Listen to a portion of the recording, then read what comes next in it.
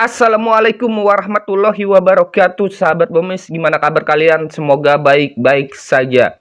Lagi rame ya teman-teman ya, panas antar tetangga antara Yaimin dan seorang wanita yaitu Sahara. Bahkan di sini teman-teman, bongkar-bongkaran video panas, video enak-enak, wadaw, wadidu. Bahkan nih teman-teman, diduga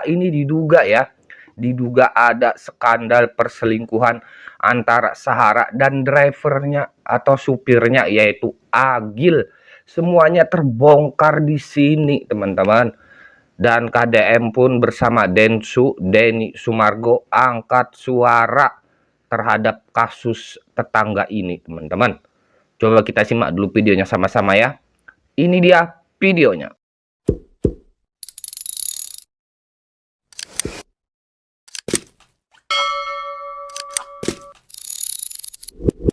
Dianggap mengganggu ngegas sehingga Mbak Sahara itu keluar dari rumah dengan baju yang sangat minim. Saya sampai pakai baju semacam ini karena mohon maaf ya itu Anda ini nggak sopan dan sebagainya. Disusul berikutnya namanya Agil, drivernya sama kayak kemudian saya menduga kayaknya terpengaruh minuman apa ngamuk-ngamuk nggak terkontrol ya. Sama pakai celana pendek hanya kayak data. Oh jadi gini. Tapi gini, jangan mikir melakukan apa-apa loh ya itu. Dada. Sampai itu masih muncul, habis kau. Ya repot lah punya tetangga kayak gini toksiknya. Ya masukin semua. Kamu up semua buktinya Ros. Kalau kamu berani Ros, jangan cuma jadi galeri pribadi. Ros yang dalam. Kalau sampai itu masih muncul, habis kau. Hormati, mau dihormati kau hormati sini. Oh warga sini apa enggak? Hormati aku apa enggak kau? Sampai dalam ya. Logikanya begini ya Mbak, itu kan kalau persoalan parkir itu terjadi setelah kita bertengkar, setelah semuanya bertengkar. Dan parkir itu sebenarnya yang dimasukkan ke dalam TikTok itu yang mobil Xenia putih itu tidak parkir di jalan umum, tidak parkir di fasilitas umum, tetapi memang diparkir di tanah. Kalau untuk yang mobil high-es yang panjang, yang sesuai dengan di video, itu memang murni kesalahan dari saya sebagai penanggung jawab ya, kami sebagai penanggung jawab, karena itu ada driver dari rental kami yang lain yang kemudian datang dari Jogja pada subuh hari, otomatis kan beliau tidak tahu mau parkir di mana dan kembalikan ke siapa, itu subuh pas azan, sehingga beliau mencoba untuk membangunkan anak-anak yang ada di garasi saya, tetapi tidak bangun gitu, tidak. Jadi logikanya begini, saya dan Yaimin kan baru kenal, baru paling lama paling benar 3 bulan lah, 3 bulan. Bukan, orang baru pindah ke situ itu menurut penuturan Pak RT itu Maret. Sedangkan Maret, April, Mei, Juni itu kan baru 3 bulan. Saya tidak sembarangan memberikan akses fasilitas perusahaan termasuk kunci kepada orang lain. Saudara sendiri aja belum tentu saya kasih kepercayaan itu, apalagi orang lain, seperti itu. Sementara itu, sorotan tajam dan sinis yang ditujukan publik ke arah pihak Sahara didasari pula dengan perlakuan sang suami yang disebut-sebut berperilaku kasar terhadap Yaimin. Ya, banyak yang menyayangkan Syofwan yang notabene-nya terbilang jauh lebih muda dengan ringannya meluapkan api amarah ke arah Yaimin. Apalagi, sudah ramai dikabarkan bahwa Yaimin kala itu berprofesi sebagai dosen serta kiai dan penghafal Al-Quran. Sontak saja, amarah publik lantas mengarah ke Syofwan. Meski, kebenaran terkait hal itu belum terjawab. Dan lewat kesempatan ini, pihak Sahara pun memberikan klarifikasi atas dugaan sikap keras dan kasar terhadap Syofwan, sang suami. Berkaitan dengan Mas Sofyan yang di framing sedemikian rupa kasar itu, ini punya alasan. Ini saya cerita gitu ya. Tak tahu, saya bertanya lah, siapapun dari netizen atau siapapun yang melihat ini, sebagai seorang laki-laki semisal punya istri, kemudian istrinya diperlakukan sedemikian, dilecehkan, ya beliau sudah tetap menahan karena menganggap bahwa Pak Min ini kiai dan ini merasa dirinya santri, selama tidak menyentuh langsung dia dibiarkan. Namun ternyata ada faktor lain, ternyata Pak Min ini pernah memperlakukan anaknya Mas Sofyan ini dengan cara kurang baik, bilang wus begitu itu kan, anak kecil gitu kan kayak seolah-olah gitu loh. Ditambah ketika itu ia kan sebenarnya punya hak terhadap itu tanah itu karena dia sewa. Nah, dengan maksud biar tidak jadi masalah, tanah itu dikasih pagar dengan biaya sendiri, kemudian dirusak. Akhirnya Mas Safwan ini memuncak. Itu yang kemudian membuat Mas Safwan ini meledak, akhirnya emosional gitu loh, dan tidak pernah pakai fisik. ya meledaknya hanya sekedar suara, tidak pernah pakai visi, begitu. Cuman yang saya sesali, yang saya sudah anggap kiai orang tua, kok malah bisa sampai berbuat seperti ini kepada kita. Nyebar fitnah, padahal dia ketika ada apa-apa pasti ke kita. Contoh semisal tiap malam kadang minta pijit sama driver-driver kita yang ada di sana. Teman-teman kadang ngeluh, cuman saya bilang nggak usah ngeluh, ambil berokahnya saja. Siapa tahu nanti ketika kamu dewasa bisa menjadi keberkahan yang mensukseskan kamu ke depannya. Karena terus terang adik-adik di tempat saya itu rata-rata mahasiswa yang notabene dia berjuang sendiri tanpa adanya bantuan dari orang tua, meskipun dibantu tidak terlalu banyak. Jadi memang dia kerja, dan kita juga fasilitasi untuk mencari beasiswa di. Ayo lihat saya, lihat. Ayo lihat saya. Hah? Sambian ini dibiarin. Aku suruh lihat kan? Iya, ayo. Lihat kan? Apa? Lihat kan? Lihat Apa? kan? Ayo. Anak kecil diajak bertengkar. Ayo. Hah? Mau apa sambian? Hah? Apa mau gaya apa sambian? Kan suruh lihat kan? Hah? Mau gaya apa sambian? Hah? Sejahat Sambian ngomong apa namanya? Kosa ya, sambian mau main dukun, yang sambian yang main dukun sendiri. Kita yang dibelain. Sambian itu. Jangan dekat-dekat, jangan dekat-dekat bau. Sambian bilang tadi sendiri dia babi. Hah? Sambian sendiri aku mau babi? Ya. Hah? Bau kan kamu? Kamu bau nggak? Ya. Bau kamu. Apa kamu? Hah? Apa? Ayo ngomong. Ayo, Bi. Ngomong. Aduh, bilang ayo Bi. Stres semua suami istri ini. Saya nggak akan terpancing, saya nggak akan pukul sampean. Kuat, Bi, kuat. Kamu yang kuat ya, Ros. Ayo pukul saya. Coba pukul saya. Coba pukul saya. Aduh. Coba pukul saya. Pukul saya. Ya. Aduh. Sini ini loh. Ke anunya biar kameranya enak. Ayo. Dikira saya mau dikira saya mau mukul. Apa? Ini dengan dekat-dekat jijik saya dekat sama sampean. Loh. Apa? Hah? Mau ngapain sampean? Mau lihat-lihat toh kayak gini? Iya. Aduh, gayanya, aduh. Iya, Terus apa lagi? Mau apa sampean? Bilang, mau apa? Jahat banget orang dua ini. Pukul nih kalau berani, pukul. Ya, Ros. Saya nggak Jahat mungkin banget pukul ya, Ros, ya. sampean. Ya. Aduh. Tuh apa? Selamat memperhatikan Kita kayak ya, gitu Ros. apa? Jangan dekat-dekat. Jangan dekat-dekat. Apa? Hah? Mau apa? Mau apa, Mim? Kamu, Ngomong. Mim, kamu mau apa, Mim? Hah? Kan suruh lihat. Iya. Tangannya Ayo, jangan loh. Jangan Tanganmu, dekat-dekat. gak Najis. ada kamu tuh. Jangan dekat-dekat najis. Sambian berani bilang ke orang najis. Seorang sambian sendiri yang najis. Allah, Ros. Hah? Ros. Kamu nggak malu Apa? ya? Mau apa sampean? Loh, saya nggak mungkin terpancing, pukul ini saya. Kalau sampean sampai pukul, habis ini. Ya, terus mau apa? Hah? Mau apa? Hah? Mau apa, Ros? Mau apa? Ros. Saya nggak mungkin terpancing. Ya Jangan terus. lihat kakiku dong. Terus. Dari rumah dengan baju yang sangat minim. Saya sampai pakai baju semacam ini karena mohon maaf ya itu Anda ini nggak sopan dan lain sebagainya. Disusul berikutnya namanya Agil, drivernya sama kayak kemudian saya menduga kayaknya terpengaruh minuman apa ngamuk nggak terkontrol ya. Sama pakai celana pendek hanya kayak data. Oh jadi gini. Tapi gini jangan mikir melakukan apa-apa loh ya itu. Enggak. Aku nggak berpikir celana pendek. Loh, celana pendek nggak apa-apa, dalam celana itu. Oh, udah biasa. Udah biasa nggak lihat. Oke. Nah, ini teaternya pinter banget saya lihat. Bagus. Main praktikal. Iya. Drama. Jadi saya melihat ini intelektual akademis. Iya. Tapi berdrama. Berdrama saya. Nah, itu kan mobil itu diinjak gasnya ada gitu. Nah, itu kan mobil yang punya rental itu Punya yang tetangga rental, itu. betul, Tetangga itu merasa kaya pakai mobilnya marah-marah begitu. Marah-marah. Jadilah keluar pakai celana pendek itu. Pendek itu. Suaminya ditelepon. Datang suaminya. Marah-marah. Waktu gerimis ya. Saya memang tahu ya saya. Sejak kemarin saya tidak tidur gitu. Astagfirullahaladzim. kakinya Sahara.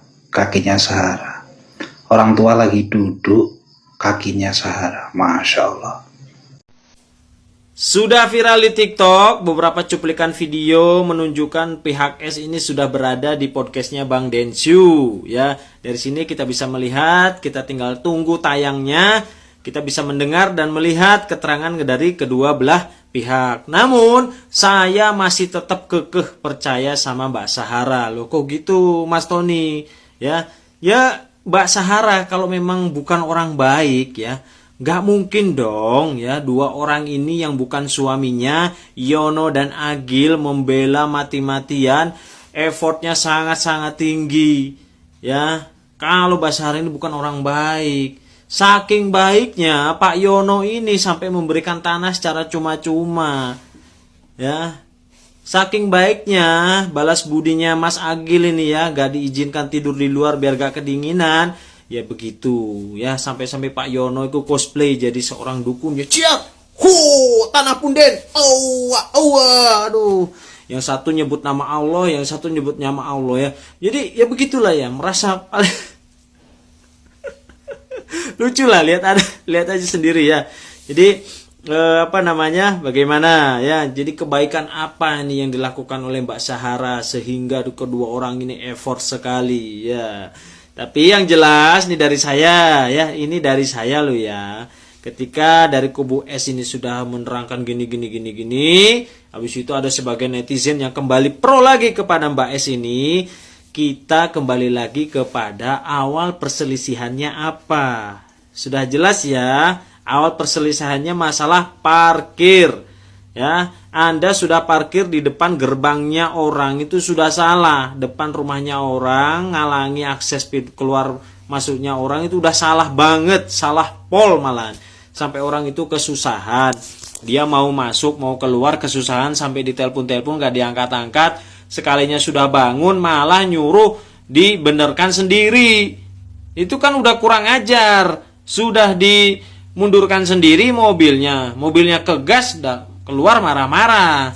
Nah, ya kan, itu sudah sangat tidak etis, sudah sangat keliru. Yang selanjutnya ya, memakai fasilitas umum, entah itu tanahnya siapa, yang jelas itu fasum untuk keuntungan pribadi, itu juga sudah salah. Ya kan? So, kembali ke dua poin ini ya. Kalau yang lainnya itu Pak ya guling-guling, playing victim, habis itu perdukunan apalah, itu hanya bumbu-bumbunya saja ya. Bagaikan nasi goreng ya, utamanya ini kan bahan pokok utamanya kan nasi ya. Nasi udah matang digoreng ya sudah gitu ya, fokus di situ ya. Nasinya apa, yaitu tadi keliru parkir ya, di depan rumah itu udah keliru ya. Habis itu menggunakan fasum untuk keuntungan, itu udah keliru. Kalau kayak berambang ya, saus, raja rasa, apalah dan lain-lainnya, telur, itu ya hanya bumbu-bumbu saja ya, hanya untuk menguatkan ini lo saya yang benar ini lo ya. Jadi kok malah bahas nasi goreng ya. Komen-komen bolok ya. Assalamualaikum warahmatullahi wabarakatuh. Nama saya Saharae ya. Di sini saya mau mengungkapkan rasa kekecewaan saya kepada Bang Densu ya, Bang Denny Sumargo. Karena apa? Karena podcast saya nggak tayang gitu ya, nggak ditayangin. Kenapa saya kecewa? Karena saya jauh-jauh datang dari Malangbong ke Jakarta. Terus saya sudah capek-capek menyusun naskah, menghafalkan naskah, dan mengatur strategi, dan ingin menjawab, membalik-balikan tentang isi podcastnya Pak Yai Mim. Itu saya sudah hafalkan, dan si Agel juga sudah saya briefing. Tapi sayang sekali Bang Densu, kenapa Anda tidak menayangkan?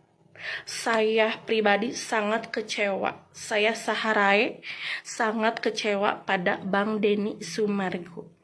Begitu Bang Densu ya. Tolong harap bijaklah ya Bang Densu. Saya ingin podcast ini ditayangkan. Terima kasih. Podcastnya Densu soal Sahara nggak jadi tayang. Ya ampun, sayang banget ya. Padahal gua salah satu netizen yang paling nunggu-nunggu podcastnya si Sahara. Tapi ya mau gimana lagi, voting paling banyak itu meminta untuk nggak usah tayang, Cena. Kebayang nggak sih kalau podcastnya sampai tayang, nggak tayang aja, Densu masih dihujat tuh sama netizen. Netizen tuh ya, emang kadang-kadang ada anjing-anjingnya. Padahal nggak ditayangin loh, tapi tetap Densu masih dihujat, katanya cuman mikirin cari cuan. Kata gue lah, kalau si Densu cuman sekedar cari cuan, gue yakin itu podcast pasti ditayangin secara si Sahara ini lagi trending dan pasti videonya tuh banyak banget dicari. Tapi kan ini enggak, gimana sih? Mana yang ngehujat itu bawa-bawa istri sama anaknya, kata gue giling. Gue tuh gak suka banget sama yang ngehujat istri, anak, atau orang tua, kata gue sinting. Diduga ini temennya si S. Sumpah ucapannya bener-bener ngeri banget. Tau gak sih? Hatinya sudah sangat sakit karena Imin tuh kian hari. Wow. Hati-hati loh, Mbak. Iya gitu, karena Imin bilang Imin pengen nyicip Ara, Imin pengen ngajak Ara tuh berhubungan hubungan badan. Ya gitulah. Kalian pikir aja, kalau kalian jadi Ara gimana? Apa kalian tahan punya tetangga gitu? Terus mana nih pendukungnya Pak Yaimin? Silahkan follow, like, dan komen. Nah, tadi itu diduga itu temannya si S ya. Dia mengatakan bahwa Pak Yai itu mengajak tanda kutip ke si S ya. Tetapi setelah aku cari VT-nya itu udah dihapus. Untung netizen pintar, begitu upload langsung download gitu ya. Mbak, kalau memang ucapan kamu benar gitu, ucapan kamu itu tidak ngarang ya, ngapain VT kamu harus dihapus ya? Untung netizen pintar. Begitu kamu upload VT dengan kata-kata yang tidak pantas ya, netizen langsung download. Walaupun kamu udah dihapus, namanya udah diupload di media sosial, itu susah hilang karena netizen sekarang lebih pintar. Apa pendapat kalian tentang Mbak tadi? Komen, cus. Saya melihat bahwa Sahara ini kan sudah melaporkan Yaimin ke kepolisian. Tetapi yang menarik nih teman-teman sekalian, justru laporan pelecehan seksualnya ini tidak ada. Sahara ini hanya melaporkan dugaan tindak pidana pasal 310 KUHP tentang pencemaran, pasal 311 KUHP tentang fitnah, pasal 27 junto pasal 45 ini pasti soal pencemaran juga. Artinya apa? Dugaan tindak pidana pelecehan yang dituduhkan oleh Sahara ini justru tidak dilaporkan. Ini kemudian menimbulkan pertanyaan, kalau memang betul sejak awal Yaimin ini melakukan pelecehan terhadap Sahara, seharusnya yang dilaporkan pertama sekali itu adalah dugaan tindak pidana pelecehannya, bukan soal tindak pidana pencemarannya. Kalaupun dianggap terjadi pencemaran, justru yang menarik untuk kita diskusikan di sini, yang menyebarkan video itu di media sosial adalah Sahara terlebih dahulu. Setelah disebarkan, kemudian dari pihak dari Yaimin, yakni istrinya, berusaha mengimbangi dengan memposting kembali. Artinya apa? Kalau itu dianggap sebagai tindak pidana pencemaran, maka harus didudukkan dulu porsinya.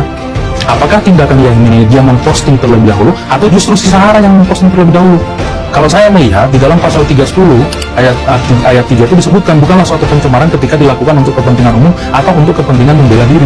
Nah, di sini posisi Yaimin maupun istrinya ketika dia memposting sebaliknya itu bukan dalam konteks untuk melakukan pencemaran, tetapi dalam konteks untuk membela dirinya karena ada tuduhan-tuduhan yang disampaikan oleh Sahara. Dia menuduh bahwa Yaimin melakukan pelecehan, dia menuduh bahwa Yaimin menggerakkan mahasiswanya untuk menutupi pelecehan yang dilakukan oleh Yaimin. Itu bukanlah tindakan pencemaran, tetapi tindakan membela diri. Sehingga mengacu kepada ketentuan pasal 310 ayat 3, tindakan Yaimin ini bukanlah tindakan pencemaran. Bahkan di dalam ketentuan pasal 45 ayat 4 maupun ayat 5 itu sudah diatur bahwa bukan suatu pencemaran juga ketika dilakukan untuk pembelaan diri. Jadi menurut hemat saya, menurut pandangan saya, tindakan Sahara untuk melaporkan Yaimin ini berdasarkan dugaan tindak pidana pencemaran ini tidak tepat dan keliru. Karena justru perbuatan si Sahara lah yang memenuhi ketentuan pencemaran. Dialah yang memframing, yang menuduh Yaimin melakukan pelecehan. Tetapi di satu sisi justru tuduhan pelecehan ini dia tidak laporkan ke kepolisian. Ini semakin memperkuat dugaan saya, ya, tindak pidana pelecehannya itu tidak pernah terjadi. Kalau tindak pidana pelecehannya itu pernah terjadi, saya yakin dalam kesempatan pertama membuat laporan polisi seharusnya yang dilaporkan itu adalah tindak pidana pelecehannya, dugaan tindak pidana pelecehannya, bukan tindak pidana pencemaran. Dan saya mendukung langkah Yaimin melaporkan kembali, melaporkan sebaliknya. Yaimin berdasarkan informasi yang kita terima, yang kita baca di media maupun rilis dari penasihat hukumnya menyatakan bahwa sudah membuat laporan atas dugaan tindak pidana pencemaran juga ya teman-teman, baik di 310 maupun ketentuan Undang-Undang ITE 45 ayat 4. Selain itu juga digunakan ketentuan pasal 335 KUHP, pasal 336 KUHP maupun pasal 167 ayat 1 KUHP tentang memasuki pekarangan tanpa izin, karena sebagaimana disampaikan oleh Yaimin di podcast Denny Sumargo, disampaikan tiba-tiba si Sahara ini memasuki rumahnya Yaimin, mengunci pintu tanpa persetujuan, tanpa izin dari Yaimin. Saya sepakat dan saya mendorong Yaimin untuk membersihkan namanya, lakukan proses kepolisian. Karena perdamaian itu bukan solusi untuk membersihkan nama Yaimin. Karena di sini sudah ada tuduhan nih pelecehan. Tuduhan pelecehan ini kan sangat luar biasa dan ini sangat mencemarkan nama baik. Tetapi di satu sisi justru si Sahara yang mengaku korban pelecehan, dia tidak melaporkan dugaan tindak pidana pelecehannya. Dan teman-teman sekalian, sekali lagi saya tegaskan ya, tindakan Yaimin memposting kembali, memberikan informasi sebaliknya tentang yang terjadi antara dirinya dengan Sahara itu bukanlah tindak pidana pencemaran sebagaimana dimaksud dalam pasal 310 KUHP maupun pasal 45 ayat 4 Undang-Undang ITE. Karena apa? Berdasarkan 310 ayat 3 maupun 45 ayat 5 ditegaskan bahwa tindakan yang dilakukan untuk membela diri, memposting sesuatu untuk tujuan membela diri bukanlah pencemaran. Sehingga menurut saya laporan Sahara terhadap Yaimin ini tidak akan diproses. Ya akan diproses, diperiksa, dipenyelidikan, tapi tidak akan naik sidik. Karena apa? Tindakan Yaimin bukanlah suatu tindak pidana, tetapi tindakan pembelaan diri.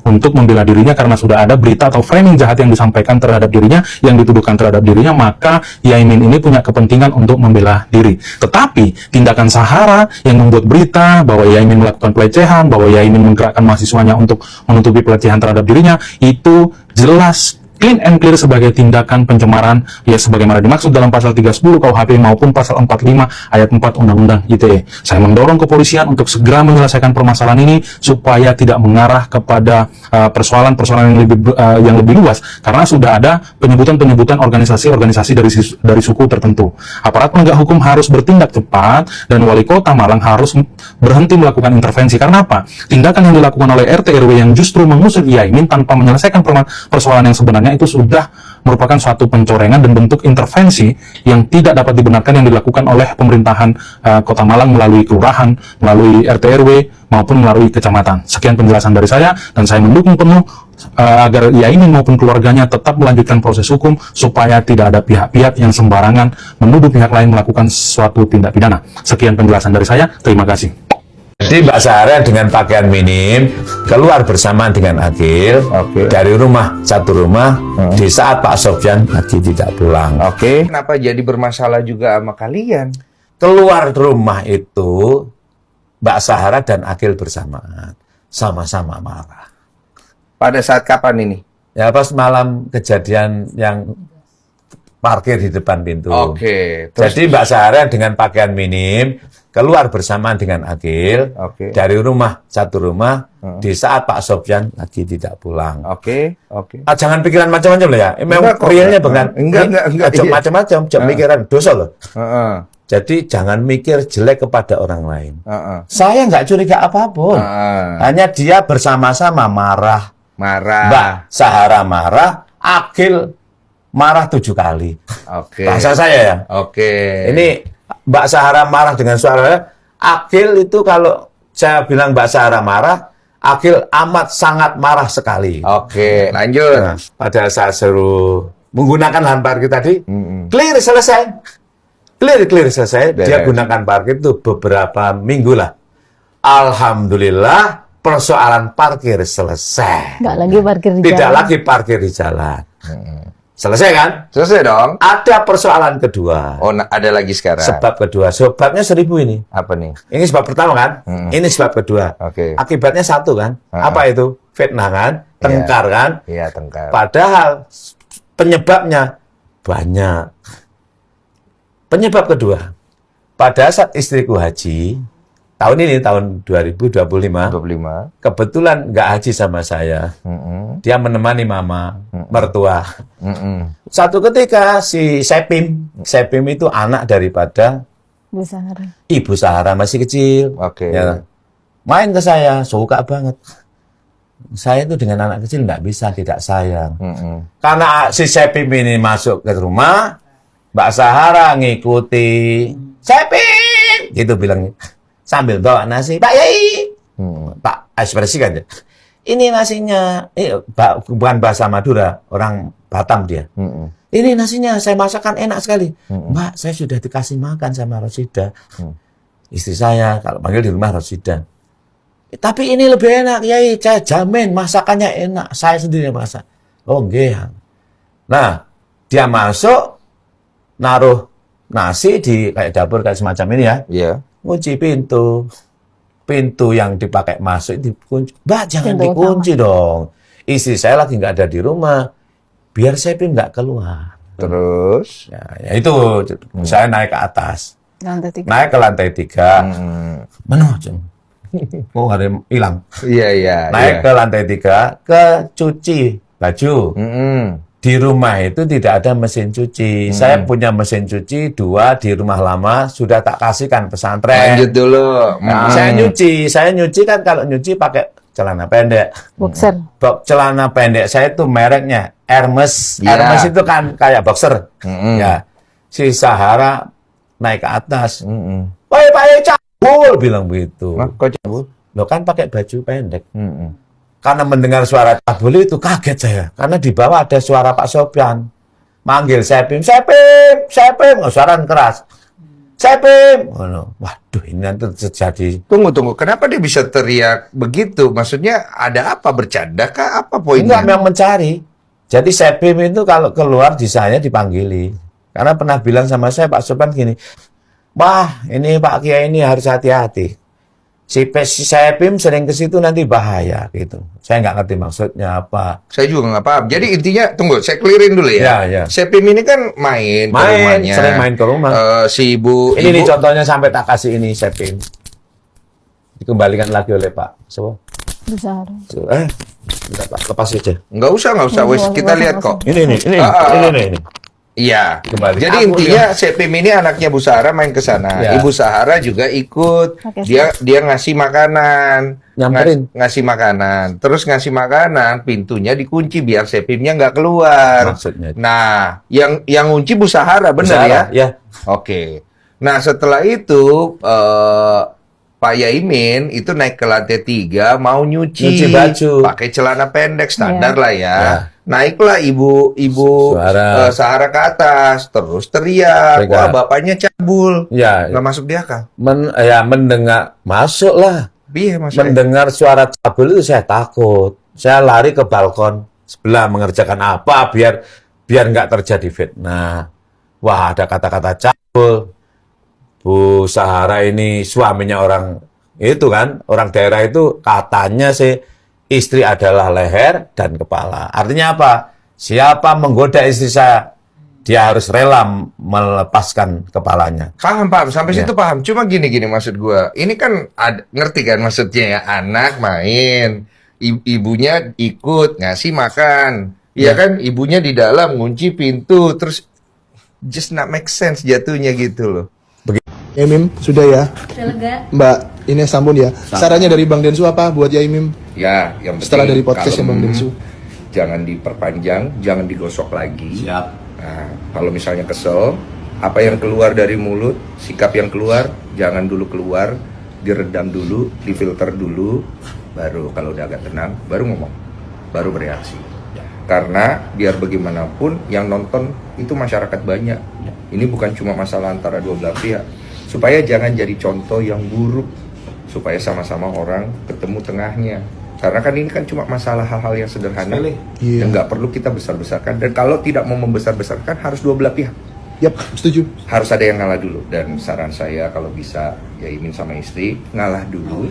Ngalah Yai. Supaya pihak sana juga dia lihat dia juga mau ngalah. Sama-sama ketemu di tengah. Supaya bisa ketemu baiknya. Yang saya kasih tahu adalah untuk kebaikan ke depan, karena mungkin saya lebih memahami, mungkin ya. Tapi kalau nggak mau dijalankan juga nggak apa-apa, resiko tombok tanggung sendiri. Kan hati-hati sendiri, badan-badan sendiri, capek-capek sendiri. Itu aja. Ya kalau pas saya mau. Jadi orang ya, kalau ngomongi saya itu tulus, ikhlas, masuk ke hati saya 1000% saya terima. Sehat ya Yamin. Insya Allah lancar semuanya. Amin. Mbak Ines. Bismillah, podcast keluar damai semua ya, semoga insya Allah ya. lebih tenang buat Mbak siapa Sahara juga dan keluarga ya. Kalau ngerasa ada yang pengen dilurusin, dari Bang Densu juga siap untuk menampung. Jadi biar netral ya, tidak ada aplikasi, biar semuanya segera beres. Insya Allah. Terima kasih. Terima kasih banyak Bang Densu. Maaf ya. Setelah nonton podcastnya Bang Densu, lagi mikir nih, Mbak Sahara sama yang namanya Agil lagi ngapain ya. Ya, dan begini ya. Terus yang saya cerna, yang tante cerna di podcastnya Densu juga, ya di podcastnya Bang Densu, nih terpecah pisahnya ngomong teh. Yang tante cerna itu jadi kayak si RT RW-nya itu, PRT tahu nggak artinya RT RW apa? RT itu kan rukun tetangga, RW rukun warga. Tapi kok Pak RT Pak RW nggak bisa merukunkan antara si Sahara dengan Pak Yai Imim gitu. Kenapa Pak RT? Malah Pak RT cuma mendengarkan dari satu pihak, yaitu si Sahara, nggak mendengar dari pihaknya Pak Yai Imim. Kenapa Pak RT Pak RW ya? Aneh. Terus Pak RT Pak RW main usir aja Pak RT. Emang Pak RT merasa keganggu sama Pak Yai Imim? Pak RT dan warga lainnya itu nggak ada yang merasa terganggu. Yang merasa terganggu itu cuma si perusahaannya Sahara aja. Karena apa?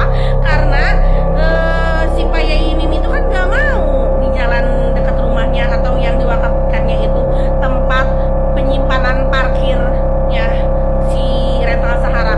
Coba kalau parkirnya di tempat Pak RT Pak RW gimana?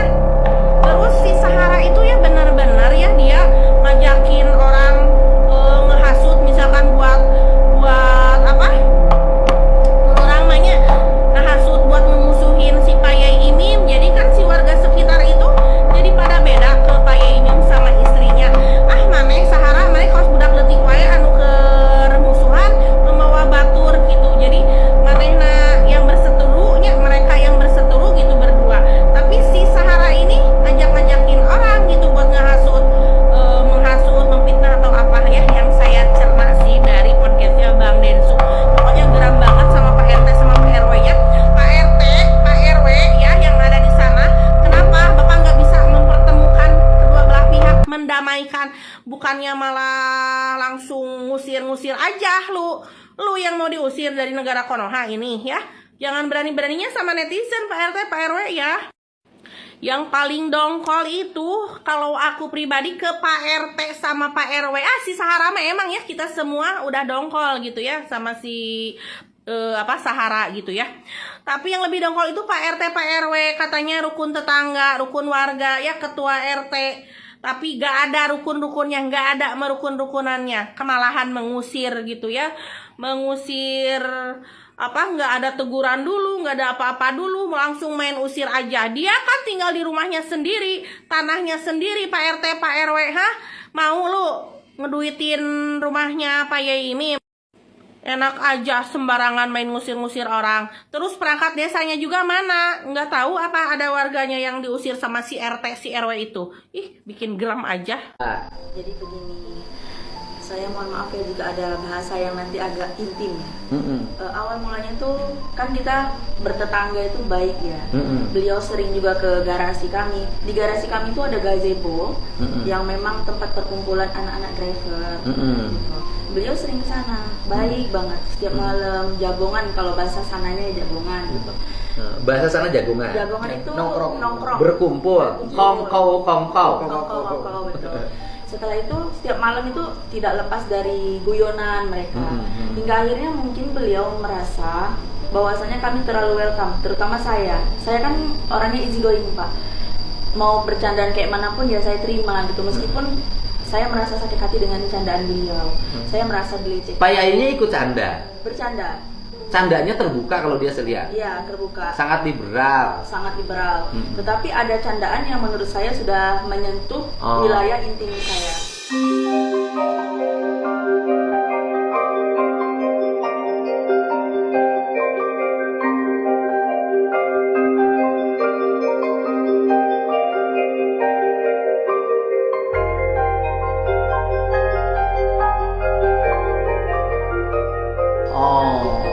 sebanyak 4 kali, 3 kali saya tahu, 1 kali berbukti. Nah itu yang kemudian membuat saya tertekan. Saya sebagai perempuan itu punya harga diri dan batasan, saya punya barrier untuk menentukan kamu tidak boleh masuk wilayah itu. Menurut saya gitu, Pak. Jadi Pak Yainya canda, kemudian dalam pandangan Mbak kan gitu loh, candanya itu terlalu terbuka, menyentuh wilayah-wilayah privacy. Jadi begini Pak, saya menganggap bercanda itu 1 kali aja. Lebih dari 1 kali saya anggap itu serius. Karena boleh saya menjelaskan mungkin? Boleh. Karena kebanyakan kasus di Indonesia ini ketika dilecehkan itu diam aja, tapi tidak dengan saya. Mungkin boleh dijelaskan Pak? Boleh ya. Pertama Pak, kasus yang pertama, mohon maaf banget bahasanya, mungkin bisa disensor. Ya nanti kalau yang bahaya ketit. Mbak Sahara, istri saya darahnya besar, tapi lebih besar Mbak Sahara. Saya jadi pengen, saya sangat tertarik dengan hal itu. Nah itu bahasa yang bagi saya melecehkan Pak, nggak tahu ya bagi orang lain ya. Yang kedua, Mbak Sahara, ketika saya mencium aroma Mbak Sahara harum sekali. Tolong belikan parfum yang sama harumnya seperti Mbak Sahara. Karena saya ketika mencium harumnya Mbak Sahara saya jadi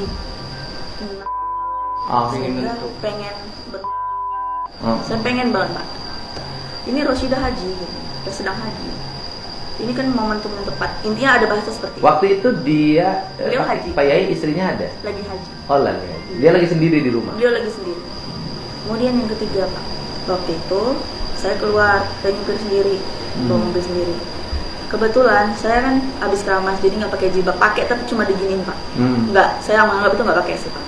Kemudian saya sapa, klakson, good morning Yai, saya bilang gitu. Akhirnya beliau menuju ke bangku supir, ke jendela supir, sisi kanan. Kemudian beliau tanya, loh Mbak, habis keramas, habis mandi junub? Iya, junub. Loh, habis, kalau begitu habis kalau belum, oh Pak Sofwan nggak ada ya, kalau belum berhubung sama saya. Bahasanya seperti itu. Nah yang terakhir ini yang bikin saya kaget banget ya Pak. Waktu itu ada tamu dari Madura Pak, 6 orang, spesifik sekali 6 orang. Kita duduk di gazebo semuanya, termasuk saya. Dan beliau tiba-tiba datang dari rumahnya menunjukkan video beliau aktivitas beliau bersama istrinya. Ada videonya? Ada, saya punya bukti. Oh jangan, nggak boleh kalau itu. Oke, saya punya bukti. Kemudian beliau mengatakan bahwa ini tontonan apa? Ini silakan nonton. Saya pakai bahasa Indonesia Pak. Tanpa mengurangi, tanpa berlebihan. Silakan tonton. Ini sebagai bentuk edukasi buat kalian. Sama dilihatin sama orang Madura itu? Iya. Oh jadi ke bawah ngomongnya. Terus kemudian saya merasa ilfil, saya jijik, kemudian saya pergi Pak. Saya meninggalkan gazebo. Kemudian beliau ini tiba-tiba ngejar saya, Mbak Sarah mau kemana? Mau kemana? Lihat dulu ini Mbak. Lihat. Saya enak loh Mbak, sampai nggak seperti ini. Saya speechless di situ Pak. Akhirnya saya punya rasa sabar Pak. Saya tahu bahwa kesabaran itu tidak ada batasnya. Tetapi saya sendiri sebagai manusia yang membatasi rasa sabar itu. Akhirnya saya memuncak nih, saya udah kayak nggak kuat, sampai emosi saya udah banyak di dalam. Akhirnya dari situ saya nahan Pak, nahan ngumpet. Nah, muncullah kasus-kasus berikutnya Pak, kasus-kasus mengenai parkir itu.